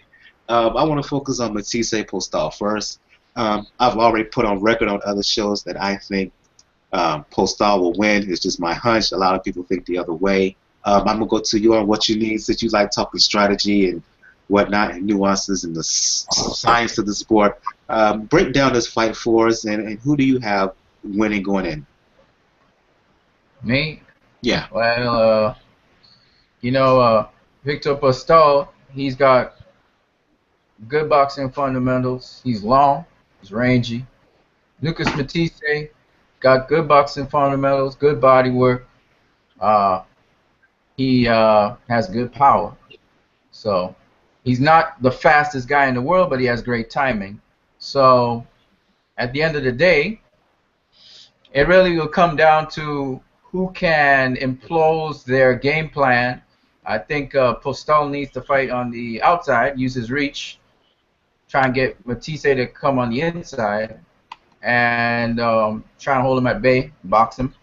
Matthysse, I know Postol's not going to do that all fight. I could see Postol coming to him, so that's just Postol's way. But at the end of the day, I actually think that this might be Mathisse's time. It might just be his time. Now I know he's more of a gatekeeper, kind of like most people they step on him to go up the road, and he's never really got the decisions in his favor when he should have in some cases. So, but I think this is his time. I know Postol is top rank and Matthysse is golden boy, but I think it's his time. So we'll see. Do you have any? That's my hunch. Do you have any worries about Matthysse in the weight issue? Because I think he's having issues getting down to 140 pounds. Oh, I don't know. I have been hearing a lot of talk about him fighting at welterweight, maybe a catchweight or something. But we'll see. I don't know. That's a good point. I don't know. I'll go to you, Sean. Your thoughts on Matthysse and Postol? It's a good fight. 140. There's lots of great fights there to be had, and this is one of the strengths of their division. Good boxers, good stand-up boxers with good skill in Postol. Somebody today on YTV was saying they had Postol winning because they rate him higher than Alexander and Zab Judah. And if Zab Judah and Alexander can beat Matthysse, then of course Postol will be able to beat him. That makes no sense, but go ahead. Remember, we could argue that Matthysse beat both those guys. Right. Well, that makes no sense. That makes no sense, but go ahead. The one strength I'll give Postol, he's much taller than both of those guys. So that should really benefit him a lot if he can keep Matthysse at the end of his jab, smother him inside, and be smart enough to stop Matthysse from getting inside and being effective. But Matthysse also, he's got a lot more experience than when he fought those two guys, and like we say, both fights arguably he won. The only fight he lost was against a guy with power who was able to keep him off by being scary in the process. But other than that, Matthysse has done what he's needed to do to beat guys. And in this case, I can see Postol being effective to a certain extent. but I expect Matthysse to end up getting inside and breaking him down and stopping him late. I mean, Postol has been a good fighter, but his highest level of opposition has been Selvik Aydin, who isn't even a top 10 140 fighter. He's a guy that had power, but was never able to translate that to upper echelon fights. So he should beat him. What made that impressive is that a guy with seemingly no power was able to stop him late, which turned a lot of our eyes because we knew he'd outbox him, but we never thought he would be so dominant in fashion. So it made it, wow. But in other fights against less caliber fighters, he has not been so dominant. He has not looked like such a monster. So I think he's getting a lot of hype based on that fight. He's skilled and a quality fighter. And like I said, I think obviously because of his height and reach advantage, it's going to be a tough fight. But he lacks the one thing that has gave Matthysse truly trouble: power. Fighting a guy like Molina, who hurt him and made him have to adjust his style because he was so powerful. Losing to Garcia, who had power and was hitting with shots consistently and swelling his eye up so that he wasn't able to fight like he's accustomed to. So I don't think Postol is going to be able to bring that offense to stop him from doing what he does. So I think eventually he's going to get to him and he's going to stop him probably around the 9th, 10th round. Go to you, Gail. Your thoughts? This is a classic fight where it's going to be who can impose his style on the other guy. Yeah, Postol has a tremendous height advantage, reach advantage. It's four inches, I think, in height and equal in reach. He needs to turn this into a boxing match to win against Matthysse. Matthysse needs to turn it into a brawl. The crowd there at StubHub is going to want to see a brawl. StubHub, baby. StubHub, baby. There is, that is the intangible to me. There is something about that place, that venue, that creates crazy brawl fights. Atmosphere, nobody can really figure out what it is. And it happens with guys you least expect it to. Let's talk Bradley Provodnikov, first and foremost. Was crazy. So if it's that kind of fight, Matthysse wins. If Postol can impose a more measured, defensive, skills boxing match, he has a very good chance to win. Yeah. He does. But Matthysse is going to want to get in there. If Postol can hold him off, great. But he's going to hear that crowd right on top of him, egging them on. Make it crazy, and sometimes they just abandon the plan, and next thing you know, they're in there, which would make it very entertaining. I'll go to UK as I admittedly I didn't know much about Postol until I saw him beat Hank Lundy, and then his last two fights, particularly the fight with Alden, which he was so impressive. I don't know how much you know about him, but from what you've seen of him, your thoughts on his upcoming fight with Matthysse? I don't know nothing about this dude, but what I can say is that I can lean in with Sean on this. Whereas if you're telling me that this dude has minimum power, right? And we know the only thing that's gonna stop La Máquina is some fucking power. So if this dude does not have any power to keep Matthysse at bay, the jab's not gonna help him to keep him at bay. Matthysse is just going to keep walking in because we know that Matthysse will go in there, take a few hits to do what, to land his great shots. You know what I'm saying? So with that being said, if Postol don't have something up his sleeve, according to, just going off of what Sean is saying here, I just see it being a unanimous win for Matthysse. I mean, and if he doesn't have anything to make Matthysse respect him, I honestly believe Matthysse is just going to, be up in him. He's going to put him out with body shots.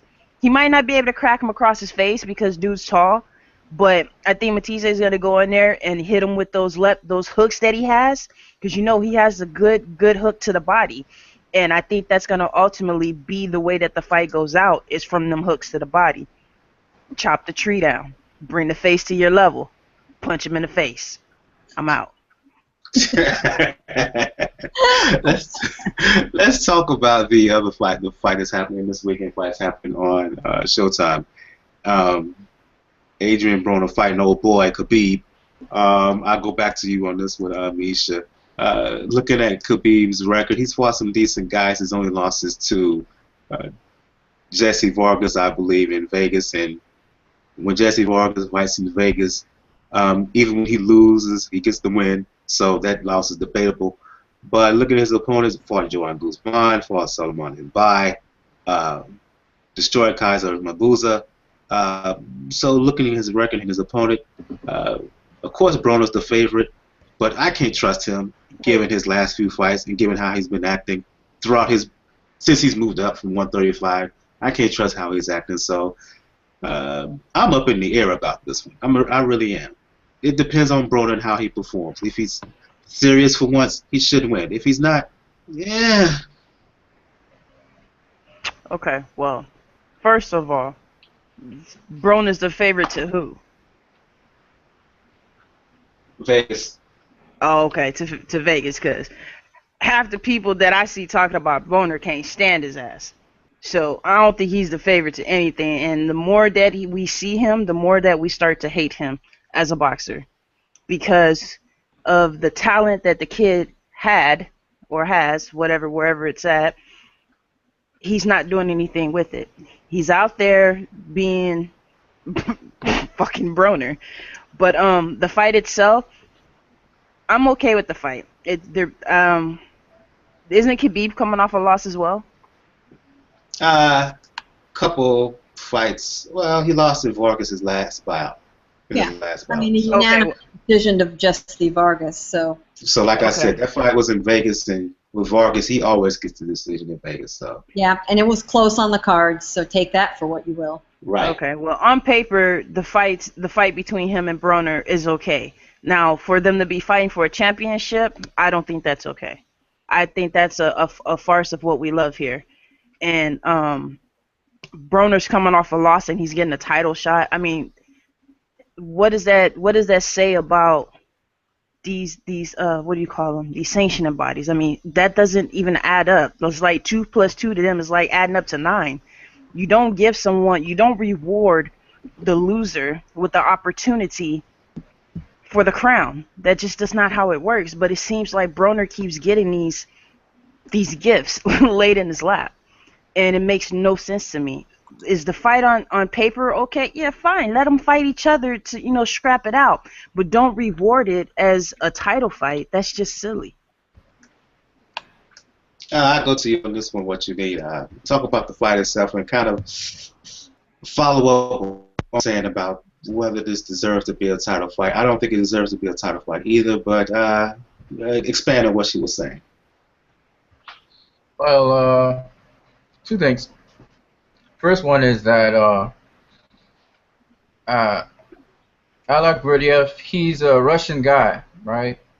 And this guy shouldn't have a loss on his record as far as I'm concerned. He should be undefeated right now. And he's a serious contender. He also beat, by the way, Nate Campbell. He's a good fighter. So I actually don't know if Broner will win this fight. I'll be honest with you. I look at him train and so on. And he's talking about he's not partying and all of that anymore. But really, what it will translate is what he actually does in the ring. Right. His activity, according to Al Bernstein, and I agree with Al, his activity has gone down, actually. Fight after fight, his punch output has become less and less. Allakhverdiev is not a guy to have a low punch output with. Okay, he's a southpaw. He has a good degree of slickness. He doesn't get hit flush a lot. He's tough, and he has a very high activity rate. Okay, that he outworked Jesse Vargas. So he did. So this is not a guarantee that Broner's going to win this fight in any way, shape, or form based on the trend that's going on to start with. That's the first.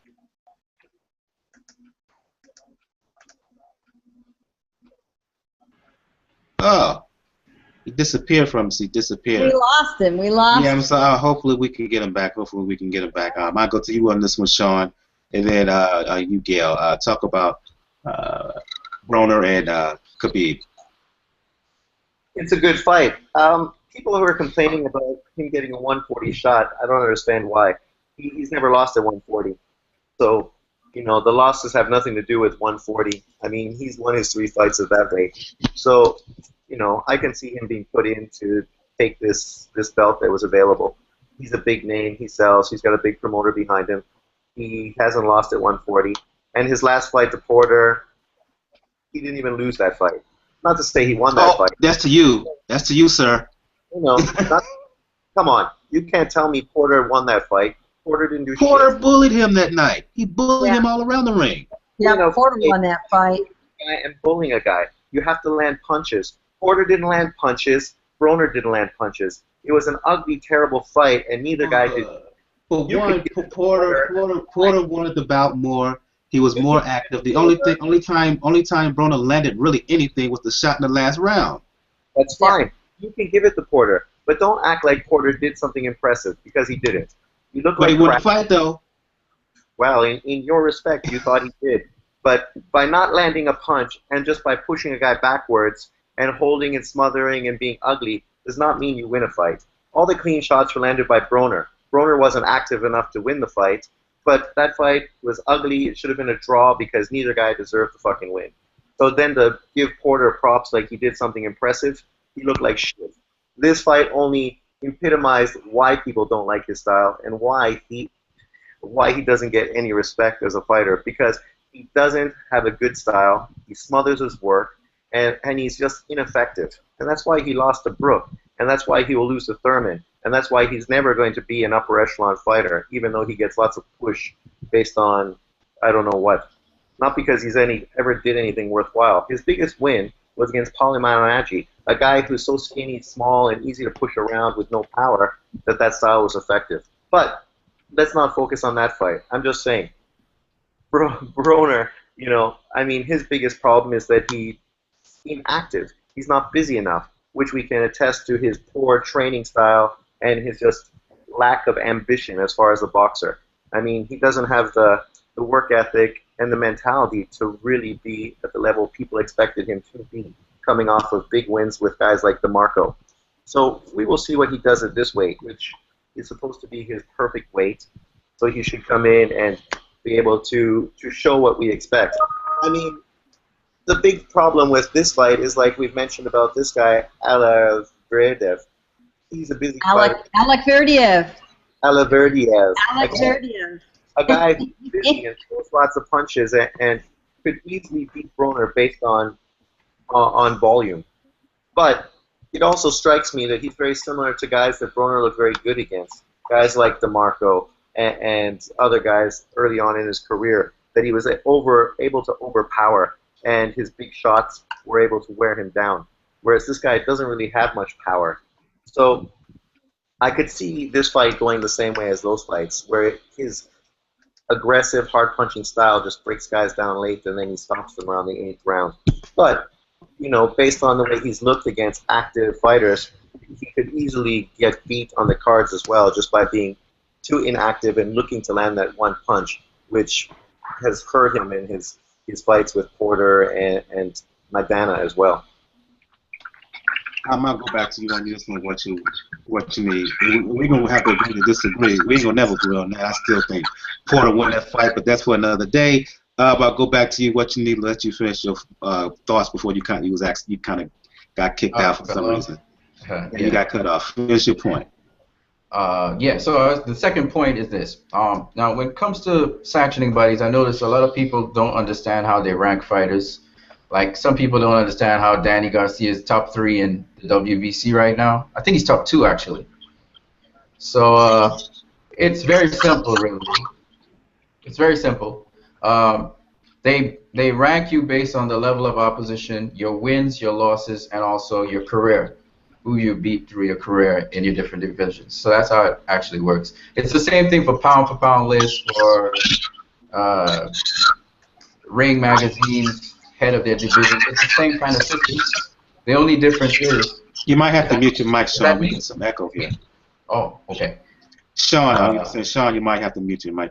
There you go. Go ahead, what you need. Yeah, it's just that what happens with sanctioning bodies is you have a different pool of fighters.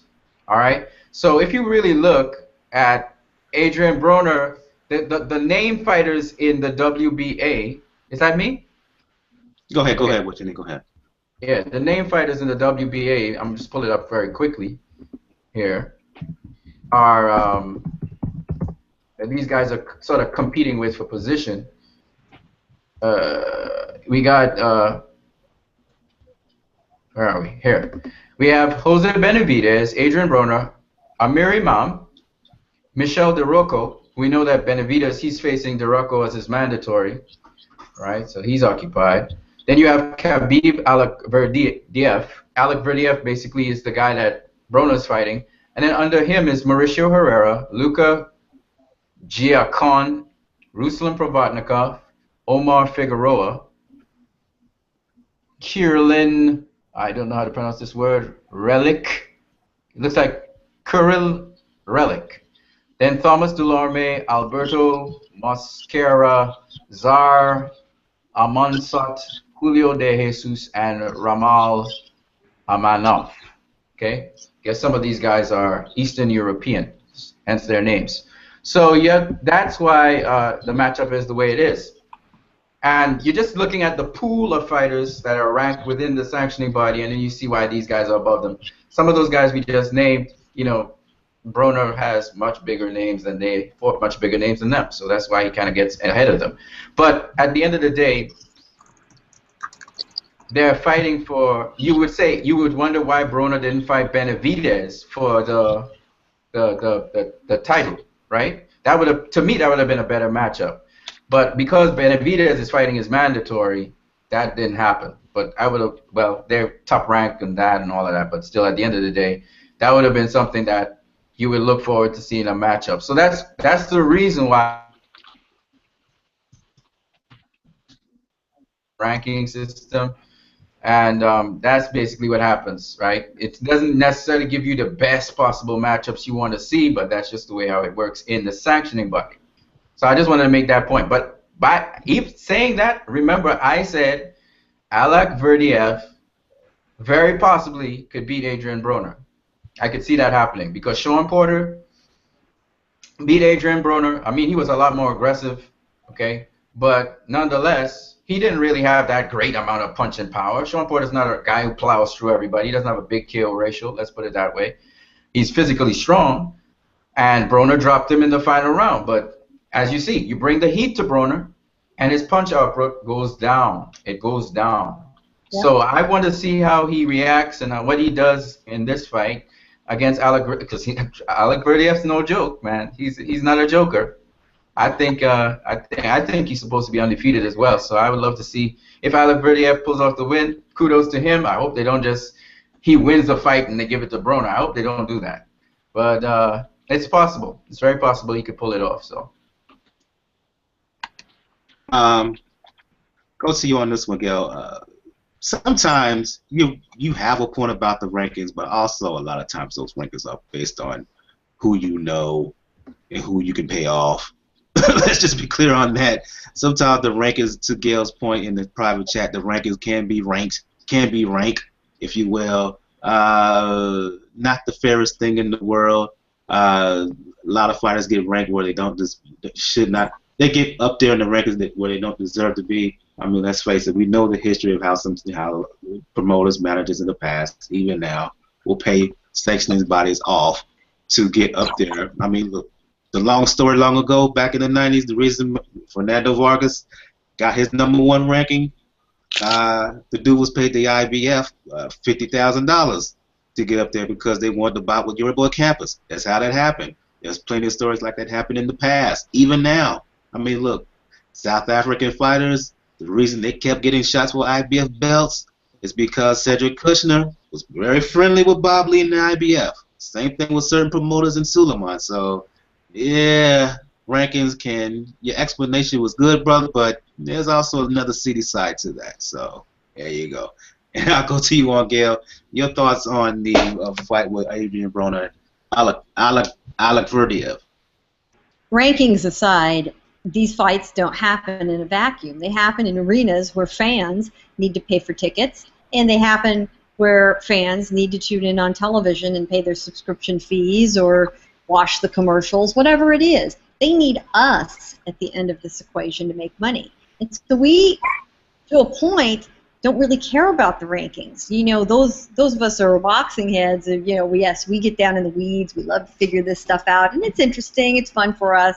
But the average fan and the casual fan who deserves to enjoy what they're looking at, the rankings don't matter that much. Having said that, I have had it in for Broner ever since he fought and bullied Vicente Escobedo to accept a payoff when he couldn't make weight several years ago. Right, that's the next Beat thing. the shit out of him because Down he at weighed 130 pounds, yeah. Oh, it was ridiculous, and I have been angry about that ever since because at the time on his Twitter feed a day or two before, he was bragging about chowing down on Twinkies and Twix, you know, and then he comes in overweight, and at those weights, when somebody's got a 15 or 20 pound difference in those classes, that is dangerous. And there is no way that fight should have continued. It did. I lose respect for fighters who do that. I will not speak. Him whose name I will not speak or be called a troll does the same damn thing, and they both have the same problems. Lots of natural talent combined with a complete lack of focus and work ethic. Broner only wants to win fights if they're easy. He doesn't want to get hit. He doesn't want to do the work. And someday he's going to be as fat as his daddy. Because look at that gene pool he came from. So he better make some money right now. Which leads to another question. Do you think he could make weight at 140? That's the next thing. That's my thing. That's what you stole my thunder. You stole my thunder. What you mean? Yeah, we're all on the same page right here. I'm wondering how much of a problem the problem is going to have making weight. He always has problems making weight. Because he comes out from 165, right? Yeah. 165, 170. And let me tell you who he was out there partying with the last few months. Of all people, Marcos Maidana. There are photos of these guys. Did you see some photos of these guys? Maidana is huge. I told y'all a few weeks back. I'm hearing rumors that Maidana's around 200 pounds. That's why he didn't fight in 2015 and decided to come into the ring decided to fight again in 2016 because he was so damn out of shape. Yeah, those guys were pounding beers and eating steaks down at his Maidana's ranch or something. I don't know what.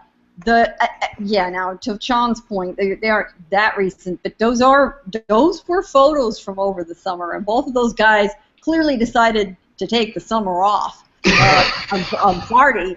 I mean, everybody deserves a little time off, but oh my God. Hey, Sean, Broner has always had a problem making weight, and the problem is that if he was to fight at the weight class where he settles the most comfortable, he has no power. His power does not go up into those higher weight classes, so he keeps struggling to make fights at 135 and 140 where he has no business fighting. It would be my pleasure to see Broner lose another fight at the hands of our buddy, and I'll be rooting for him. I cannot pretend to have the least objectivity when it comes to Adrien Broner. He is so bad for the sport. He so offends me. He has so little respect for it. Shall I continue to rant or just shut the hell up? And I'm gonna bring you back into this. I love that Marcus Maidana bit though. I'm gonna bring you back into this, Isha. For me, I know you. I think it was Sean who said he's fighting at the weight he's never lost. It's not a question about whether if he's fighting in the right way. To me, the issue is his attitude. It's his mind frame, Isha. Sure, he could fight at 140, but if he's coming down from 165, 170 pounds, he's gonna be weight drained. If his mindset is not right, it doesn't matter what weight he fights in. Really, once he fights an elite fighter with a certain style, he's gonna get his ass whooped again. Mm-hmm. The thing with Broner is that until Broner accepts that he's fucking up, nothing's gonna change. You can't fix something until you, how do you say, accept that that things are wrong. So once you know what's wrong, you're out there fucking up, you're partying, you're being AB about billions, about beers, whatever you're doing. It's not helping your career. People who, fans, people, promoters, bloggers, media, people who thought very highly of you, not Gail Farkino, not her, people who thought very highly of you. I did it first. Right, well, I'm talking about prior to the potential's there, but his mind ain't right. His mind is not right. People who thought that he was the knees of the bees. He was out there doing what he needed to be doing. The talent was there, and then it disappeared. His focus gone. Boxing is, if you got no mental, bruh, just go sit down somewhere, man. Because you're not doing nobody a favor. You're hurting yourself. You're hurting the fans. I mean, people are tuning in to see the problem. Give people a fucking problem. And we're not getting that. We're getting AB humping a man in the corner. Or AB, doing the one-leg whip. I don't know what the fuck that was about. But it's just, he's become more of a fucking joke than a talented boxer over this past, year or two. Ever since the Maidana loss, he's just been on a downhill slope of just being a fucking idiot. And I want the old Adrien back, the one that I got into when I started the first fight I seen him in. I want to see that guy again. I want him back. He was fucking exciting. He was he did this little thing in the ring about brushing my hair, blah, blah, blah. Okay, that's fine. But give me back that Broner without all of the shenanigans that he's doing right now. Give me that guy back with the focus, the hunger. He's just... The one that destroyed Antonio DeMarco at 135. Yeah, that's the fight that I seen. That was the first time I seen Broner fight, was that fight right there. And I was glued to the TV. I was like, yo, this kid is tight. And so I kept following him, and then it's just, I started like, man, this guy's a fucking ass clown. Wait, whoa. Let me, reassess what I'm doing here. Just working my nerve now. Now I can't stand to see AB. Every time I see his name, I fucking cringe. Like, I want to strangle his fat fucking neck. But at the same time, I know he's struggling mentally with his demons inside of him, and he's trying to shake them. I can sense this because we don't know what's going on with Broner. We don't know what mental state he's in. All we see that he's being a complete ass or making a complete ass of his career. There's something very, very much wrong with him, and he needs to fix it, or he's just not going to have a career again. This is make or break for him. He's decided the way to fix his problems right now is he's decided to go silent. He's done a complete media blackout. Everyone was curious what he was going to do at the news conference this afternoon or today in Cincinnati, and he said almost nothing. Once again, the blackout continues. And finally, at the news conference,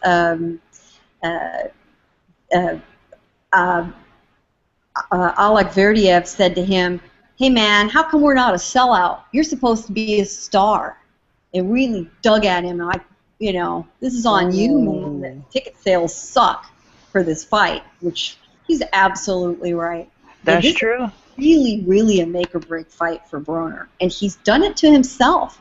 He's just worn out his welcome. You're right. His early fights, there was so much talent there, so much promise, but the antics have overtaken it, and he forgot that at the heart of this, he needed to dedicate himself to the physical performance of his sport.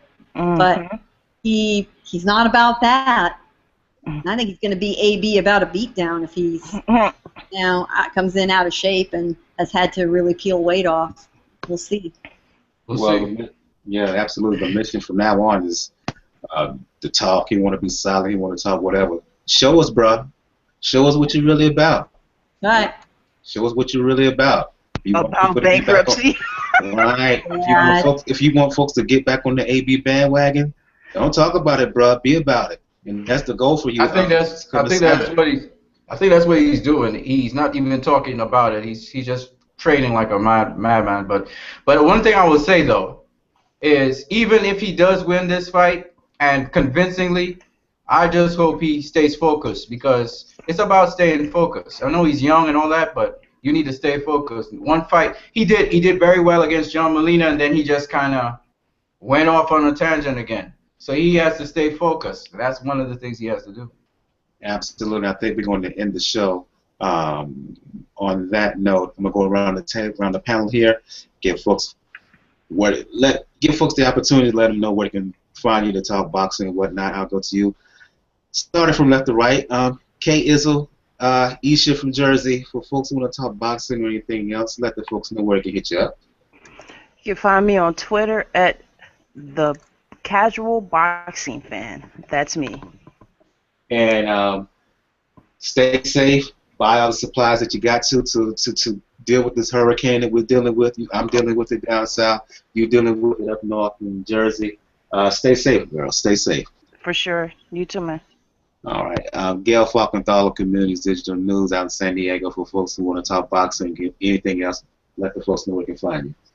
My column is at Communities Digital News, which is online at com with 2 M's, com, C-O-M-M, digi, D-I-G-I news.com, comdiginews.com. I am all around the interwebs, and on Saturday I will be ringside for Matthysse Postol, and also Orozco versus Soto on the undercard. Should be a very interesting fight with a kid, Orozco, 27 years old, just down the street from me, just a few blocks that way. He actually lives right in my neighborhood. So we'll be seeing him at the StubHub. That's the card on HBO. So during the fight, you'll find me on Twitter, chattering with the masses at large to see what's going on, and we will be trying to watch and see what Broner has to show us too as we're watching from ringside. Yeah, absolutely. So look to talk to all y'all this weekend. Absolutely. Sean, he had to dip out. For those who don't know, he teaches during the day, so he has to do that. He joined us live from Taiwan. Sean, he's all over the YTBC. Just go Sean Newton, S-H-A-W-N, Newton, N-E-D-N-E-W-T-O-N. I'll go to you what you need. And I need to talk to you first. I got a couple of questions for you after the show, what you need. Folks who want to talk boxing or anything else, let the folks know where they can hit you up. Well, you can hit me up at What You Need, which you're seeing on the screen right now. It's WATTUNEED on YouTube. What You Need. And I do a lot of videos on boxing. I cover as much as I can in different areas. I'm seeing some better interviews by some people now asking better questions to boxers. And I'm just hoping people will ask better questions. I hear the same questions over and over again. And it's about time people get more imaginative and say some cool things. Or go random like Ellie Seckback and start asking some crazy thing out of the clear blue sky. Something, man. Just mix it up. Oh, you ought to follow Gail then on Community Digital News and on Twitter when she does coverage of the fights in L.A. I know she posts. I got to hear her, man. I ask a lot of interesting questions. I don't want to ask the same old. Let me read you though from our pal Steve Kim on Twitter. Said, if Adrien Broner would grant me an interview, I'd have just one question. How about them hoes? That's good with that. Gotta love it. I'll tell you, I'll divert. My last question I asked of Brian Valoria was, where's the weirdest place you ever had a fight? Because I heard him say he's fought in a lot of weird venues. I said, okay, what's the weirdest one you ever fought in? He fought in a bull ring in Mexico with the live bull on the other side of the fence 10 feet from him. Scared the shit out of him. Loved it. Loved it. What a story. What a great story. That's a great story, man. That's a great story. That's what we need. We need stuff like that, you know? Absolutely. Yeah. So, yeah, so what I do videos. I have a lot of video series. The series that I would love people to go and listen to is Boxers Not Talked Much About Today. I think that's a very important one for people to know the history of boxing and just to know there are some big names you might know, but there are other names who did just as well, and they're just not talked about today. Love it. Absolutely. For folks who want to talk boxing or anything else, y'all know what it is. Brother JR on Twitter, at Brother JRSC. At Brother JR, at Brother JR 76. If you want to find more about Pound for Pound Boxing Report, of course, go to the blog page, p4pboxingreport.wordpress.com. To the right of the page, you can find links to find us all over the internet, to the webs, Facebook, YouTube, G+, Twitter, Tumblr, Podomatic, Pinterest, the RSS feed, Stitcher Radio, Flipboard Magazine, email address, donate your account. Lastly, let me just say that the Pound for Pound Boxing Report nominated for a 2015 Black Web Blog Award in the category of sports, best sports blog. Hell yeah! Excellent. Wonderful. So I gotta look up when you can vote, but yeah, it's official now. Pound for Pound Boxing Report has been nominated for best sports blog. So when the time comes, I will share the information when you can vote and whatever. And please vote Pound for Pound for best sports blog. I won in 2013. I want to win again in 2015. On the next episode, we will do a recap of Broner, Allakhverdiev. Also do a recap of Matthysse and Postol. And we're going to talk Jorge Linares, as he's going to fight next week as well. He's making the first defense of his lightweight belt in his last bout against Mitchell, which I think, my personal opinion, for fight of the year. So we're going to talk Jorge Linares. So for Isha out in Jersey, for Gail Faulkner, all of Communities Digital News, for Sean Newton, I'm Taiwan. For what you need, join us live from Trinidad. I'm your host, Michael. This is episode 98. Wow, 98. Whoa! Report. Closing in on 100. Two more, yeah. 2 more, we'll reach 100. We'll see you guys next time. Good evening, good night. Good night. Peace.